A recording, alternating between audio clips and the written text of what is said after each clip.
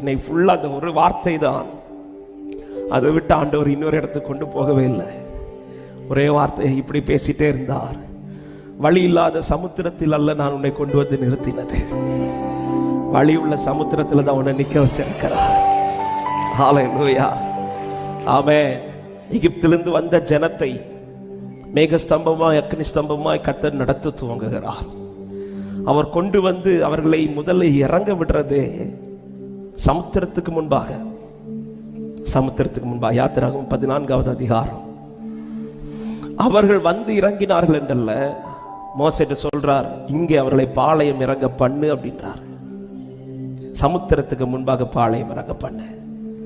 ஆமென். இந்த வார்த்தை தான் நேற்று இரவு முதல் இந்த இரவு ஆராதனையில் பேசும்படி ஆவியானவர் இடைப்பட்டு கொண்டே இருந்த வார்த்தை. இந்த வார்த்தை, வழி இல்லாத சமுத்திரத்தில் உன்னை நிற்க வைக்கவில்லை, இந்த சமுத்திரத்திற்குள்